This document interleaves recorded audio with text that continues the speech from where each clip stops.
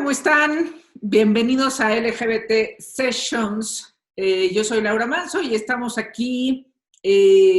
Pues a mí me honra muchísimo, muchísimo tener esta plática con esta mente brillante y talentosísima que siempre he dicho desde hace muchos años, que es Manolo Caro. La verdad es que no necesita presentación, o sea, tienes una carrera muy sólida y exitosa en teatro, en cine y una rompedorcísima en series de televisión en los últimos años que te has clavado ahí tremendamente. Recién, bueno, ya no sé porque esta pandemia nos ha distorsionado el sentido del tiempo, pero ¿qué será? Hace un mes y medio se estrenó la tercera temporada de La Casa de las Flores. Bueno, Manolo, además de ser este creativo, guionista, director, productor, es un tipo que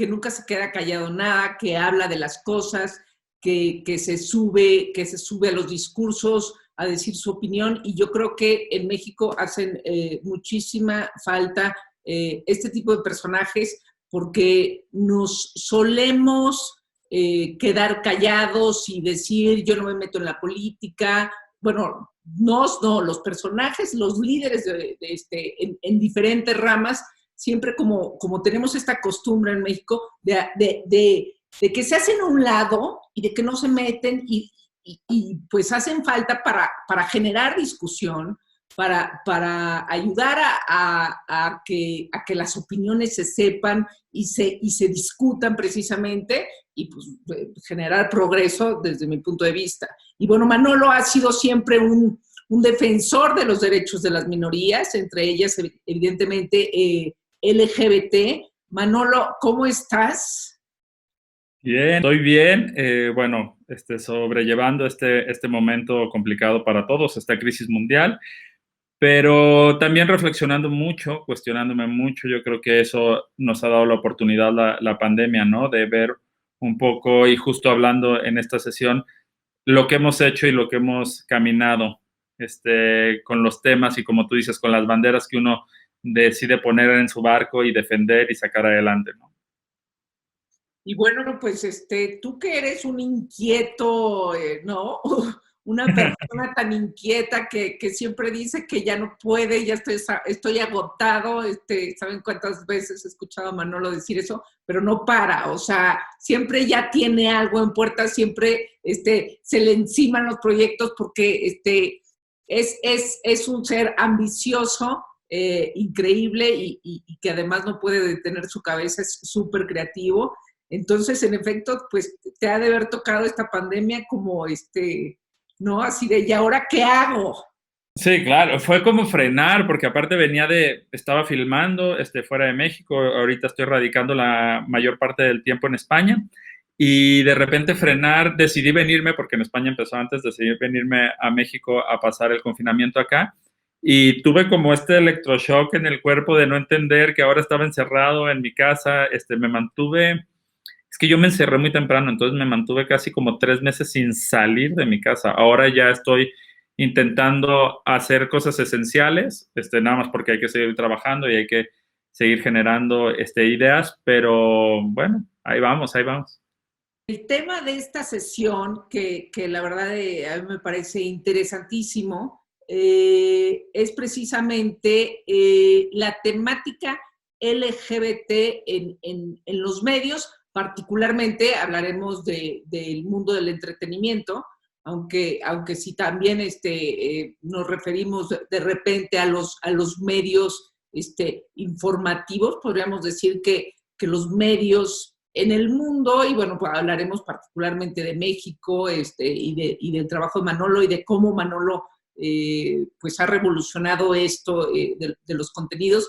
Pero los medios han sido heteronormativos, ¿no? Han sido históricamente, así como la sociedad y las reglas sociales son heteronormativas, y que pues el mundo LGBT ha tratado bueno, ha hecho mucha lucha por que eso cambie. Los medios también así han sido, ¿no? Entonces, pues Manolo, yo creo que, a ver, si hacemos un poco de historia, ¿no? Y nos vamos hacia atrás, bueno, pues antes personajes LGBT, hablando de los contenidos en México, ¿no? Que pues donde reinaron las telenovelas, pues personajes LGBT ni existían, ¿no? O sea, de repente empezó a haber uno que otro,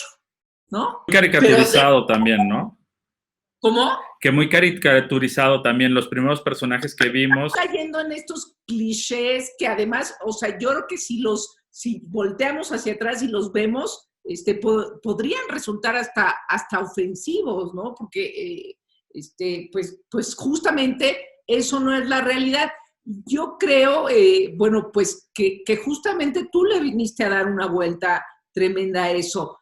¿Desde dónde lo haces, Manolo? ¿Desde dónde conscientemente, inconscientemente, o cómo tú lo ves ahora ya pasados 2 años? Porque esto no empezó en la Casa de las Flores, esto empezó muchísimo antes.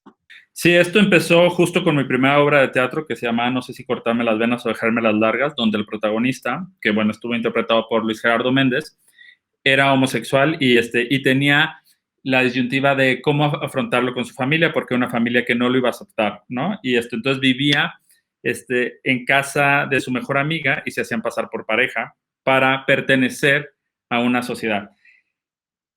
Tú no sabes, Laura, bueno, tú sí lo sabes porque aparte lo hemos comentado, la cantidad, esto hace 10 años, la cantidad de cartas que me dejaban en el teatro, que en provincia me hacían llegar a camerinos, chavos que decían, oye, vi esta obra de teatro ayer y hoy compré boletos para traer a mis padres porque quiero que vean el personaje y quiero que sepan que yo soy gay y quiero salir del closet y lo quiero hacer de esta forma u otra. Y eso me parecía muy conmovedor, pero también me llamaba mucho la atención de por qué no se había dado la oportunidad, ¿no? Entonces, algo que me pasó fue reflexionar y entender que estamos aprendiendo a generar el contenido, hablar de él, y hemos cometido también errores, y me incluyo, y ahorita hablaremos de un caso muy en específico de la Casa de las Flores, que no lo veo como un error, pero fue un aprendizaje y tuvimos que ir con especialistas para entender por qué lo estábamos haciendo y cómo lo estábamos haciendo, bien o mal.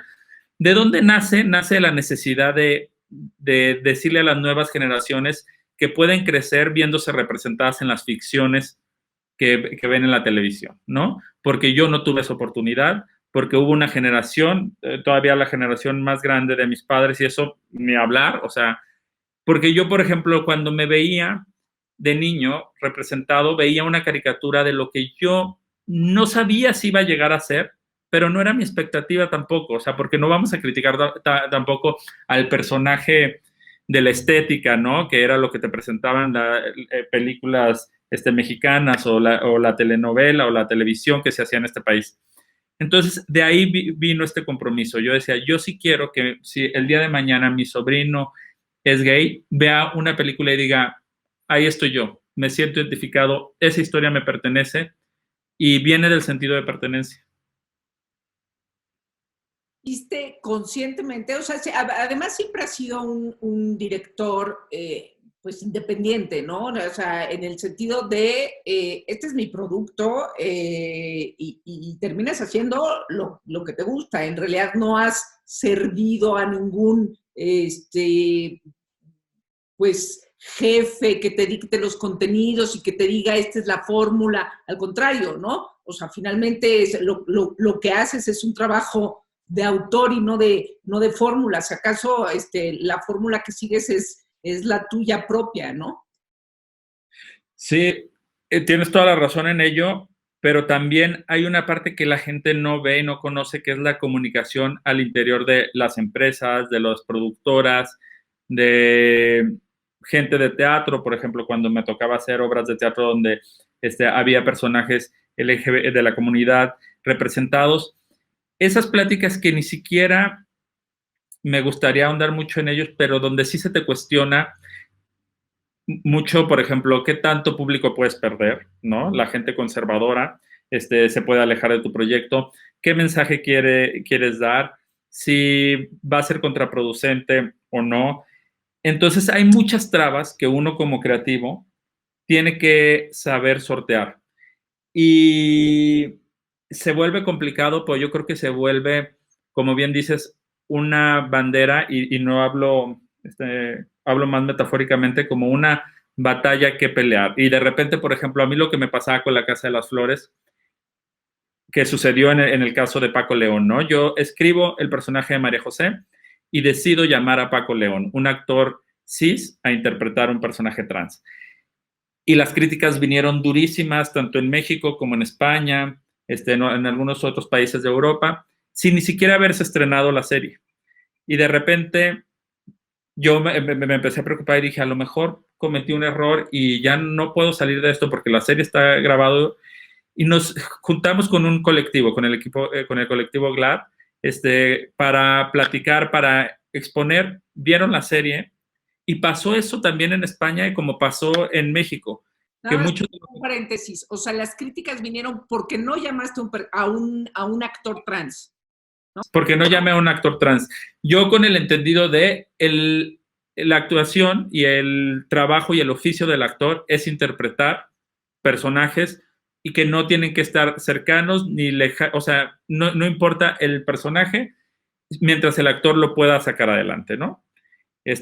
O sea, no tienes que encasillar a los actores por sus preferencias sexuales, por sus gustos personales. Si sabe jugar tenis, no casualmente a él lo vas a llamar para que se haga de tenista, pero entendía la conversación y nos acercamos a GLAD y estuvimos en un curso y platicando con ellos constantemente durante las 2 semanas de promoción en España. Y de repente nos dimos cuenta que cuando la serie salió, había muchísima gente que la había criticado, que daba marcha atrás a la crítica y decía, claro, nunca se comentó que el personaje era un personaje trans que estaba en la transición, entonces tenía escenas como hombre físicamente, aunque él se reconoce como mujer y es una mujer, el caso de María José. Entonces entendían hacia dónde íbamos. Nosotros también entendimos lo que habíamos hecho bien o lo que habíamos hecho mal, pero lo que no se puede malentender es que estamos del mismo lado de la batalla, cosas que ya platicaba contigo, ¿no? Que a veces de repente en esta búsqueda de darle visibilidad hay mucha crítica porque estás entrando a un lugar delicado porque estamos aprendiendo a hacerlo todos. Entonces, Paco me decía, y lo recuerdo con mucho cariño porque estaba muy preocupado, y me decía, 2 personas que nos hemos sentido identificados, que hemos peleado, que hemos estado en marchas, en congresos, y no solamente en el mes de junio, como dicen por ahí, ¿no? Ahora todo el mundo le nace el orgullo en el mes de junio, no, que habíamos estado activos por años en esta causa, vernos en ese lugar de crítica nos dolía porque decíamos, sí, podemos cometer errores o no, pero estamos peleando la misma batalla y si la dividimos, lo que va a pasar es que lo vamos a perder.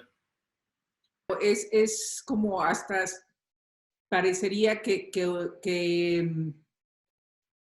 quien está en esa batalla lo puede percibir injusto, ¿no? Porque justamente estás en la batalla, entonces te llegan las críticas, y al que no está en la batalla, pues ya ni le hicieron caso, y quien está ignorando el tema de los derechos LGBT, ¿no? Se queda atrás, y el atacado es el personaje, o el director, o el guionista, o el actor, porque cometió, ¿no? El mundo de repente se ha vuelto demasiado sensible y se entiende porque, pues bueno, son no tener derechos humanos de años, pues es una cosa injusta y complicada y compleja, ¿no? Pero creo que sí es importante poner sobre la mesa que estas delicadezas pueden dañar la lucha, ¿no? Claro. Lo cual, pues es peligroso, ¿no? Y a veces es como darse un balazo en el pie. Completamente. Y aparte es muy raro porque de repente ves, y en muchos otros temas sensibles, ¿no? Ves a gente que hace ficción y que no se compromete a ningún discurso, que no tienen por qué también. O sea, yo tengo muchos colegas, amigos directores que no defienden ninguna causa ni están casados con un discurso que quieran dar a conocer. Y claro, se evitan toda una ola de críticas o de navegar en mareas complicadas, pero yo he hecho mucho el ejercicio a lo largo de mi carrera, tanto Conoces y cortarme las venas, después hice Amor de mis amores, que la mejor amiga de la protagonista era un personaje trans, que era muy divertido aparte, que se llamaba Sheila. Después, bueno, vinieron películas, vino Elvira, Te daría mi vida, pues la estoy usando, que hablaba de los hombres casados que están en el closet, cómo viven, cuál es el infierno, cuál es la psicología.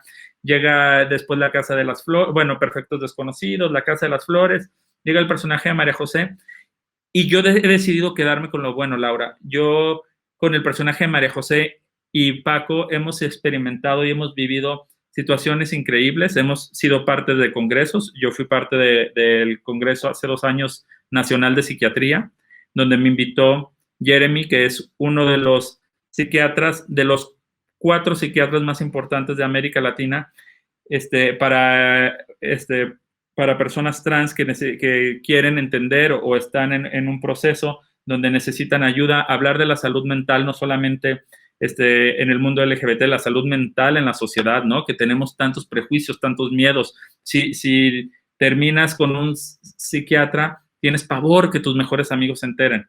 Entonces, Jeremy me invitó y estuvimos en el congreso porque tenían muchísimas preguntas y tenían muchísimas ganas de aplaudir la causa que habíamos logrado en la Casa de las Flores, de la cantidad de casos que se habían acercado con este psiquiatra, que se veían reflejados en María José y que decían, yo soy trans y he tenido problemas con mi familia porque no me reconocen como arquitecta, no me reconocen como abogada, no me reconocen porque tu identidad no tiene que ser la etiqueta de tu vida. O sea, yo soy Manolo Caro y soy director, soy un contador de historias. No tiene, pareciera que cuando decides hacer público o cuando decides vivirlo con libertad, porque no tienes que hacerlo público, pareciera que ese pequeño 3 letras que es gay se vuelve parte de tu apellido, ¿no? Entonces, pareciera que ahora eres Manolo Caro, el gay director de cine, ¿sabes? Y no, eso no me define a mí como profesional. Entonces, llegaron muchísimos casos y él estaba muy contento y se acercó, me consiguió mi teléfono y me dijo, mira, pasó esto. Después juntos hicimos equipo y trazamos la línea argumental de María José en la temporada 2, ¿no? Donde decíamos, tenemos que ver ahora a este personaje trans que no tiene problemas ni mentales, ni está inmiscuido en una atmósfera oscura o ni está en drogas. Viene de una familia complicada, o sea, nada de eso. Pero María José es el personaje más elocuente y es una gran profesionista en la serie. Entonces, juntos, con el equipo de Jeremy, entramos a delinear la línea argumental de la 2. Entonces, ¿cuál era?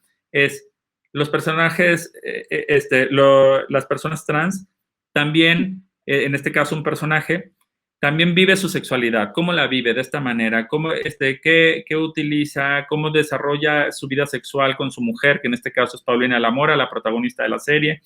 Pero también, por ejemplo, hay una escena hermosa que tú la puedes ver y si no estás empapado, dices, bueno, no pasa nada. Y Jeremy me decía, qué padre que logramos poner esa escena, que es una de las chicas drags trans de la serie, el personaje que hace Gloria Trevi, sale y dice, quiero cambiar mis identificaciones. O sea, ya no quiero que me llamen Pedro, ¿no? Quiero ser María de los Ángeles, ¿no? Y el personaje de María José le dice, yo te acompaño, es muy sencillo. Y Laura, cosas que yo he aprendido en el camino de crear ficciones. La documentación en México para una persona trans es mucho más sencilla de lo que se cree. Y mucha gente no lo sabe y no lo hace. Y vive con este dolor de tener que sacar un ID de alguien con el que no se identifican, que no son esa persona, ¿sabes? Y que entonces ahí, por eso luego terminas entendiendo, quizá el mundo también por eso está tan convulso, porque son gente que llevan años padeciendo algo, ¿no? O sea, a mí este caso que lo cuentes me parece fascinante en el sentido de hay que contar este tipo de cosas, o sea, que, porque una cosa es en efecto la comunidad LGBT y la otra, otra burbuja donde están los heterosexuales y no se dan cuenta de toda esta parte, ¿no? Pero también se tienen que dar cuenta para que en un momento dado también se unan a la lucha, es decir, no tienes que ser LGBT para estar a favor de los derechos de LGBT, no tienes que ser mujer para estar a favor de los derechos de las mujeres, etcétera, ¿no? O sea, ad infinitum, nos podríamos seguir así, porque ese es el mejor camino hacia la inclusión. Ahora, un poquito antes de ir precisamente a la burbuja o el mundo ¿no? de los heterosexuales y cómo ven este tipo de contenidos, la pregunta sería, ¿un personaje gay lo tiene que hacer un actor gay? ¿Un personaje trans lo tiene que hacer un actor trans? Si justamente están actuando, si justamente esa es su chamba. Eso es una respuesta muy delicada porque viene una parte que he entendido que dicen, los actores gay, trans no tienen las mismas oportunidades, ¿no? Lo entendí, lo reconozco, pero ahora mi compromiso como creativo es darles oportunidades fuera también de los personajes trans, porque yo no tengo que hablarle a un actor gay para interpretar a un actor gay, y ahora justo es lo que te digo, todo estamos entendiendo la forma de darle visibilidad y de quitarle la caricatura a los personajes en la ficción, ¿no?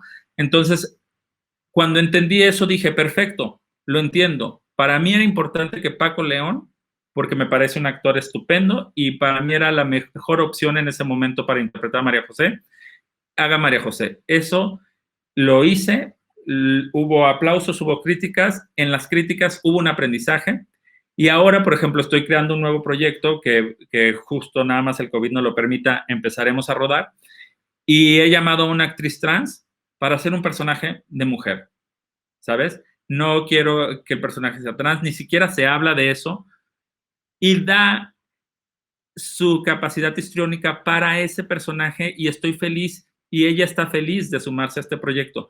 Ese es ahora mi compromiso, porque no me quiero convertir también en el director donde todo tiene que ser políticamente correcto, porque lo políticamente correcto también atenta contra las artes y la creatividad, porque justo tenemos que darnos cuenta que el arte siempre ha cometido errores, ha cometido aciertos, pero lo más puntual es, habla de un momento histórico y social de una población o un país, ¿no? Entonces, lo que hemos hecho con los personajes de la comunidad en los 80s, 90s, se queda como parte de la historia. Yo no voy a censurar una película de Mauricio Garcés porque el personaje de la comunidad está caricaturizado. Era parte de nuestra realidad en ese momento. Ahora ha cambiado. Vamos a seguir aprendiendo y vamos a seguir cambiando. Y todo tiene que quedar en el acervo de, de esta sociedad. Y a mí me duele, Laura, me duele ver por ejemplo, ayer estaban crucificando a, no me acuerdo qué película era, pero una película icónica y que decían, no está en los estándares de lo políticamente correcto de hoy en día. Claro que no, se hizo en 1970, ¿sabes? Exacto, completamente otro en ese sentido. Pero justo con esto que explicas, entonces dices, claro, por eso los históricamente, bueno, no solamente en el mundo del entretenimiento y de la actuación, pues un actor gay pues no quería salir del closet porque no lo iban a volver a contratar para un personaje heterosexual, ¿no? ¿Por qué? Porque nadie se lo va a creer, y entonces, pues, ¿para qué salgo del closet si me voy a quedar sin chamba, ¿no? Creo que ha sido eso completamente injusto, precisamente porque eso no tiene nada que ver con su trabajo. y su capacidad actoral. No tiene absolutamente nada que ver. Sucedería lo mismo con los personajes, o sea, con una persona trans, ¿no? Que puede ser contratada para el papel que sea capaz de interpretar, punto, ¿no? Entonces, Claro. que es también parte de educar a las audiencias. Ahora, yendo en ese sentido, ¿y qué pasa? ¿Qué pasa? Porque entonces, cuando yo lo que veo es que si hay un medio noticioso que se dedica a contenidos solamente LGBT, pues entonces el mundo heterosexual nunca se va a dar cuenta de los problemas y de las historias que hay que cubrir. Si hay historias, novelas, películas o series de televisión exclusivamente para el público LGBT, pues va a suceder lo mismo.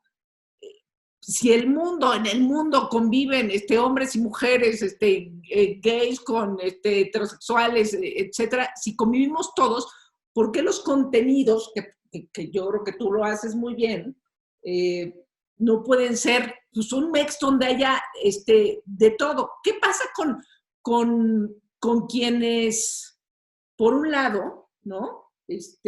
Pues resultan eso, conservadores. ¿Qué pasa con esas audiencias y contigo? ¿Cómo, así como recibes los 1000 gracias o miles cartas de necesito ayuda o esto me ayudó, esto, ¿no? A quien está pasando por procesos de entender su identidad, con los que rechazan por completo, ¿no? A los LGBT. Claro, pues mira, pasa que hay un choque social y cultural evidente y que la brecha se hace cada vez más pequeña gracias a estos contenidos y a contenidos que han hecho maravillosos colegas y gente que admiro y respeto. Yo creo que he puesto mi grano en esta lucha, en esta causa, porque justo La Casa de las Flores no es una serie gay, pero habla como en la sociedad de muchos personajes que existen y que no tenían voz y que antes vivían en el tabú y en la censura, ¿no? Y antes en las mesas no se hablaba de esos personajes y el hijo no salía del closet y no podía llevar a su novio. Y de repente verlo en una serie, vinieron muchas críticas de esta burbuja de heterosexuales, ¿no? Que te dicen, es que me gusta mucho tu serie, pero es muy gay. Y yo le digo, ¿tú cuándo has visto Titanic y dices, oye, esa película es muy heterosexual? Digo, nunca, o sea, nunca. Y le digo, ¿cómo muy gay? O sea, no entiendo el muy gay. Sí, porque pues muchos personajes, pero entonces quítate la venda de los ojos, voltea a ver, reconócelos y no solamente los respetes, porque todo el mundo tiene esta teoría de yo te respeto, pero me duele y no quiero hablar de tu sexualidad. No, vívelos, o sea, si es tu hermano, si es tu mejor amigo, si es tu prima, si es tu papá, porque también hay tabús de que dices, hey, puedes ser hijo de un gay, ¿sabes? Y no lo estás reconociendo y no le estás dando la oportunidad de que entre realmente a tu vida y tú entrar a la de él. Y de repente en esto me he encontrado con cosas increíbles, ¿no? Como el chavito o la chavita que me dice, oye, mi abuela, que es lo más religiosa, porque aparte tiene también el lado de la religión, ¿no? Mi abuela, que es la más religiosa, lleva 3 días sin pararse y está viendo La Casa de las Flores y se muere de risa. Pues creo que es momento que sepa que yo soy uno de esos personajes que a ella le causaron empatía y que puedo ser o no, porque también, por ejemplo, me da mucha risa, pero viene la crítica de Julián de la Mora, ¿no? De cómo se te ocurre y eres y me mienta la madre y la gente y el insulto y el ataque porque es bisexual y cómo se me ocurría poner un bisexual promiscuo. Porque hay bisexuales promiscuos, porque hay bisexuales que no son promiscuos, hay heterosexuales que no son promiscuos, hay heterosexuales asesinos, hay gays asesinos, o sea, ¿por qué queremos seguir permeando en etiquetar o caricaturizar o decir que los personajes tienen que ser de una forma porque ese es justo como lo tenemos que vender para darle visibilidad? No, claro que también existe un Julián de la Mora, pero existe Diego, ¿no? Que Diego es un profesionista, que vive su sexualidad con su novio, acepta hacer tríos, pues realmente está enamorado de él, pero le quiere ser fiel y no encuentra una conexión porque también hay una diferencia de edad. ¿Por qué esos personajes existen? Entonces no podemos caer en la tontería de creer que una ficción, una obra de teatro, una película, una serie de televisión va a retratar todo y lo va a hacer de una manera políticamente correcta y va a ganar todas las batallas, porque no es así, porque la ficción y el mundo del entretenimiento no es así, la vida no es así. Si nosotros salimos a pelear por la brutalidad, ¿no?, de los policías que han ejercido contra la raza negra, ¿no?, en Estados Unidos, estamos ese día peleando eso, no lo podemos mezclar pero tú no le das visibilidad en la Casa de las Flores, por ejemplo, en este caso, a los morenos, porque la Casa de las Flores es una serie que ocurre en las lomas de Chapultepec, que es una farsa, que estás hablando de reírte del cliché de esa gente. ¿Qué es esa gente? Gente blanca que no ha podido abrir su esfera a la diversidad, a la inclusión y a la identidad y darse cuenta que son parte de una sociedad donde existen otras etnias, otras religiones, otras preferencias. Es precisamente la Casa de las Flores, bueno, yo entendería a propósito, porque así es, porque tú vas a las casas de las lomas y esa es, o sea, tú haces una sátira de muchas de las situaciones, ¿no?, de ese círculo de México, por más pequeño que sea, existe, tú estás haciendo una sátira, ¿no? Claro.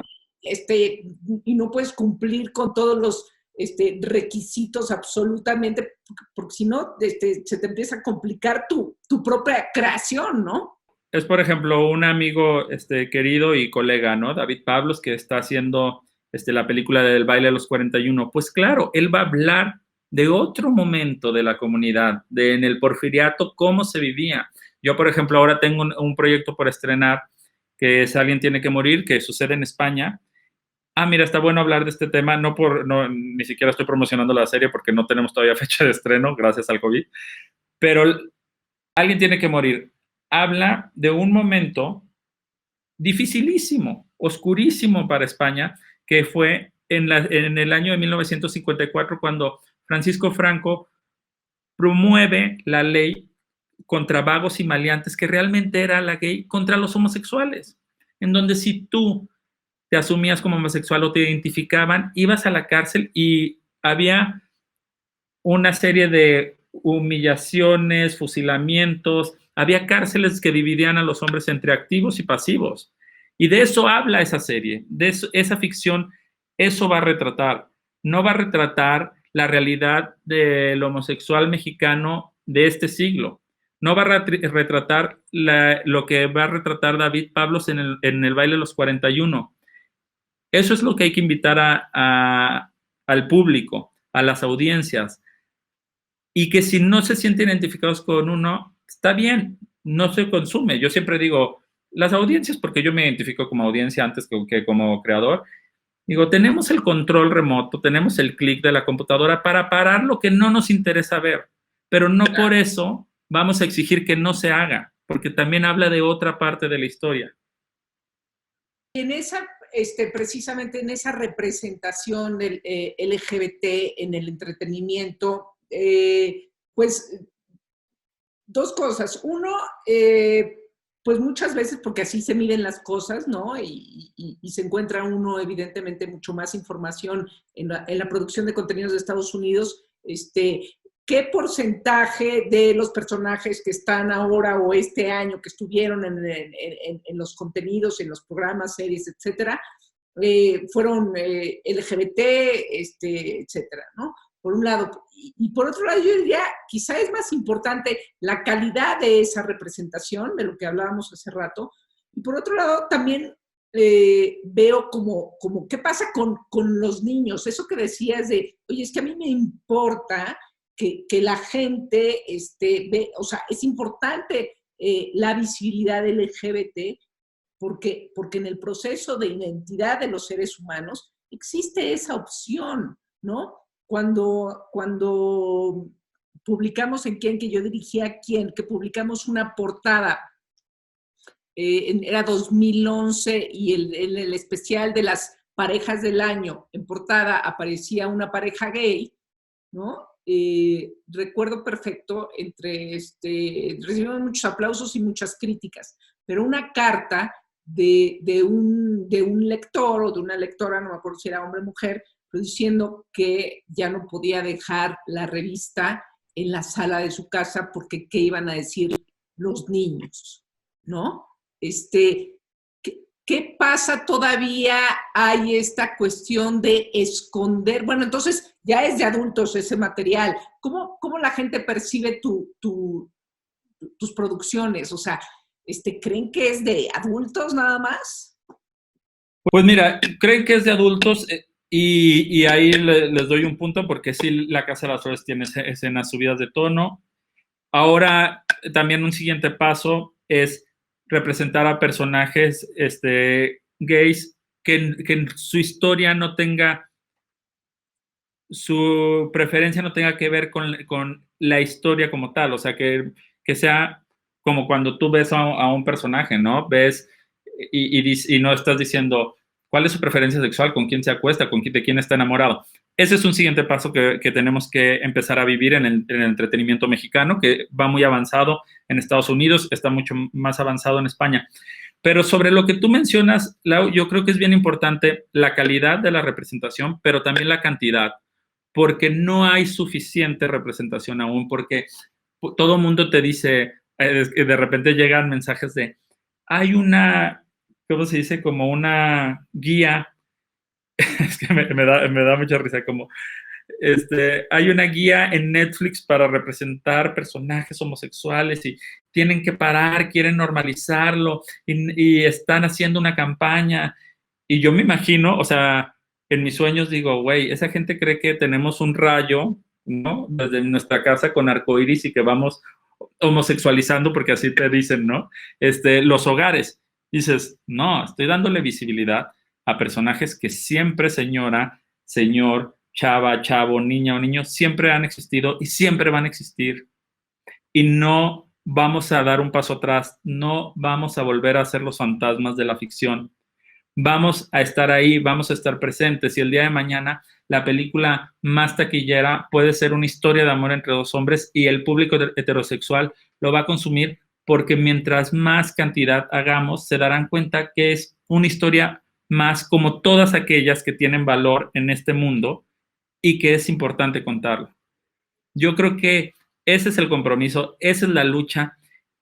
Y repito porque a lo mejor mucha de la gente que nos está viendo es de la comunidad. Espero que también haya gente heterosexual y de diferentes burbujas y universos viéndonos esta tarde, pero decirles, estamos en la misma batalla, estamos del mismo lado de la historia, estamos peleando la misma guerra.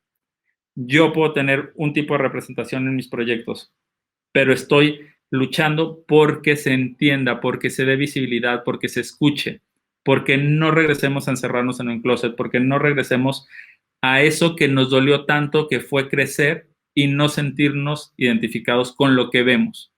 Porque eso también, Lau, hablando otra vez de la salud mental, que ahora es un tema que me importa muchísimo, eso también afecta indirectamente, no lo podemos hacer tangible, al desarrollo en la seguridad del empresario, en la seguridad del político, en la seguridad del enfermero, de lo que quieras hacer en tu vida.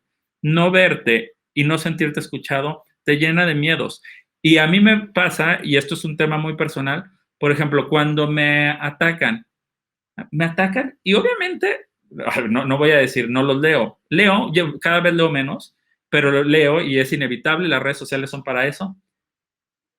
Y decido bloquear e ignorar a esos ataques, más si son insultos, porque no vamos a cambiar, y yo es lo que invito a la gente, no vamos a cambiar nuestro discurso por 1000 retractores, porque hay millones de niños allá afuera naciendo que quieren ver y quieren sentirse escuchados, y en eso estoy yo y muchos colegas. Entonces, las críticas hay que entenderlas, hay que dejarlas pasar, asumir y trabajar, como te cuento el caso de los actores trans en La Casa de las Flores y cómo ha evolucionado y cómo mi siguiente acción es darle un personaje cis a un actor trans. Pero yo creo que eso hay que dejarlo a un lado porque es una minoría y después las redes sociales se vuelven como esta santa inquisición y dices, es un micromundo. Tú y yo tenemos un amigo que lo define muy bien. Dice, Manolo, volverte trending topic. Si estuviste súper de moda ese día, ¿no? Te volviste trending topic, que me ha pasado por críticas, por haters. Son 7,000 tweets de hates. ¿Cuántas personas me dicen, vi la serie, mi papá entendió esto, mi hermano me aceptó, tuve la oportunidad por el teatro de ver a Lucas en Así cortarme las venas allá del closet? ¿Cuántas personas que ni siquiera se involucran, como tú dices, en esos temas, por lo menos se van a dormir y dicen, existen profesionistas que no tienen a lo mejor mi misma identidad, por así decirlo, y están representadas y son parte de mi sociedad?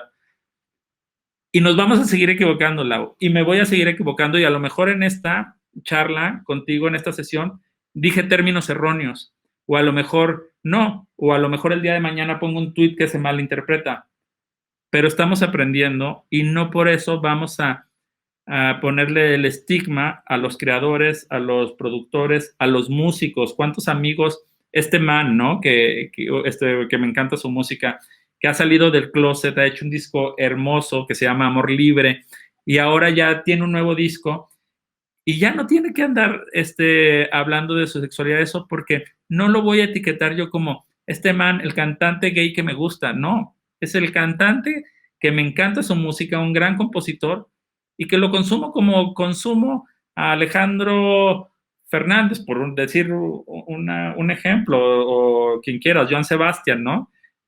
Por ejemplo, en el caso de Joan Sebastián, que está con el estigma y la etiqueta del macho mexicano. Pues a mí me da lo mismo la canción de Joan Sebastián y de man. Yo no voy a andar juzgando por lo que le ha etiquetado la sociedad a uno o al otro. Yo llegaría, ¿no? A lo que estabas diciendo, que finalmente hacer las cosas diferentes y hacer una revolución siempre va a implicar eso. Hay un trabajo y el trabajo pues que tú realizas y la parte donde no te quedas callado, ¿no? Lo que yo decía al principio, ¿no? De esta plática, pues siempre va a implicar que alguien no esté de acuerdo, ¿no? O sea, críticas pues desafortunadamente llegan agresiones, pero bueno, siempre va a implicar que alguien le hagas ruido, que alguien no esté a gusto porque estás haciendo algo distinto. Si estuvieras en el camino de, pues vamos a hacer la fórmula que funciona, pues probablemente ahí estarías en otro camino con menos críticas, pero donde estás haciendo algo distinto, hagas lo que hagas, normalmente se lleva críticas, pero pues como dices, si lo pones en una balanza, y si son los menos, Sí, lo ves en una balanza y te das cuenta, una, que son los menos, dos, que no te lo puedes tomar personal, que siempre te digo así de, no sabes en qué momento de su vida, de esta frustración que ahora estamos viviendo en el COVID, está la gente que te escribe en una computadora. Yo me quedo con lo bueno y me quedo también con la invitación, y lo que yo siempre hago, cuando se me hace una corrección, digo, perfecto, la tomo, pero también invitar que con la misma fuerza se le exija a nuestros gobernantes, se le exija a levantar la voz en marchas y no solamente ir a bailar, que también es importante ir a bailar y celebrar el orgullo, pero también es importante en tu escuela y más allá. Dices, bueno, pero ¿cómo tengo acceso a que me escuche un gobernante? Pues tienes acceso llevándolo de poco en poco y platicándolo y entender tus microcosmos como un universo, ¿sabes? O sea, es, por ejemplo, regreso a mi ejemplo más claro, la Casa de las Flores. La Casa de las Flores sucede en Las Lomas, es chiquitito, es una colonia y es un éxito a nivel mundial.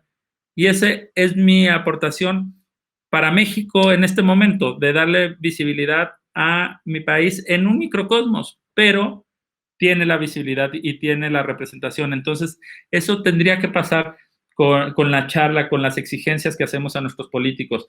De, si eres doctor, platicar con tus pacientes y no tienes que tener una agenda como puntual, hacerlo con la misma normalidad que platicas otros temas. Si eres maestro de educación física, ¿sabes? No permitir el bullying al chavito gay que no sabe o no le interesa jugar fútbol. Yo nunca jugué fútbol y me acuerdo que me molestaban terriblemente. Hasta que un día dije, pues es un pedo, güey, no es el mío. O sea, a mí no me gusta porque es un problema que les duela que no me guste. A mí me gusta estar dibujando en la hora del recreo y platicando y comiendo mi lunch. Entonces, hay que entender todo esto y hay que apoyar a las nuevas generaciones. Mi compromiso, Laura, es con las nuevas generaciones, es con mis sobrinos, con los niños, con gente que no tiene acceso después a estas charlas, ¿no? No digo que haya quienes de nuestra generación un poco más arriba, porque también hay muchas historias de esas, de gente que se cuestiona su sexualidad cerca de los 40, ¿eh? O sea, hay muchas y está bien, y entonces sí tendrán su proceso, etcétera. Pero yo también creo que si bien tienes como tu compromiso, ¿no? Hacia esas nuevas generaciones, tocas a otras y eso está bien porque no hablar de lo que sí existe no sirve de nada, ¿no? Ya los años nos han enseñado eso. Y qué bueno que lo hablas, Manolo. Yo te agradezco muchísimo esta plática. Y para terminar, te preguntaría, ¿qué en efecto, qué películas, qué series, qué portadas te marcaron a ti? Aunque evidentemente había muchas menos, ¿no? De representaciones LGBT, o no tienen que ser de representaciones LGBT, pero ¿qué sí quedó en tu juventud, donde conectaste con el mundo del entretenimiento y dijiste, y que, ¿no? O sea, que tuvo que ver en tu formación, en la formación de tu identidad. Pues mira, es muy chistoso porque lo que a mí me llevó, la referencia que a mí me llevó un día a decir, voy a ser director, fue David Fincher, que me acuerdo que estaba viendo The Game y llegó el final. Yo era un niño, o sea, yo creo que tenía como 12 años, estaba en el cine y era como de las primeras veces que iba al cine también y dije, yo quiero hacer eso en la vida, yo quiero vivir muchas realidades, yo quiero emocionarme así por cosas que sé que son falsas, pero que me emocionan. Y ahí conecté con la emoción. Después, para mi identidad, yo creo que la gran referencia fue Federico García Lorca, que por azares del destino y la vida te hace estas jugadas y agradezco. Tenía un maestro, yo estaba en el grupo de teatro en mi primaria, en mi secundaria, ya era la secundaria, y tenía un maestro que yo creo que se daba cuenta mi inquietud y me empezó a dar a leer a Lorca y después me contaba su vida personal y me volví un obsesivo, o sea, un obsesivo, Lau, de que sabía recitar La Casa de Bernarda Alba, por ejemplo, me sabía los textos así. Y hasta la fecha, si empiezo, le doy. Y conectaba mucho. Y ahí me di cuenta que conectaba porque, por quién era, por su identidad y porque me parecía cercano. Después, obviamente, viene el cine de Almodóvar, ¿no? Que lo empiezo a ver y me vuela la tapa de la cabeza y se lo comentaba. Ahora en España estuvimos cenando juntos y le decía, lo que el cine hizo, tu cine hizo para nuestra generación es invaluable, o sea, nunca te lo vamos a poder agradecer lo suficiente. Y se reía y me decía, Manolo, y le decía, no, créetelo, porque era la primera vez que yo decía, existe eso, no está penado, no, de lo que hablamos toda esta charla, me siento identificado y quiero aspirar a verme como un personaje así, yo sin saber que iba a ser director. Y ahora, hoy en día, te puedo decir que, por ejemplo, ahorita Taika Waititi es un director que me tiene, yo siempre siento que las referencias, hay unas que nos marcan en la infancia y en la juventud, pero uno está lleno de referencias todos los días y las tiene que seguir adoptando para convertirte en algo, ¿no?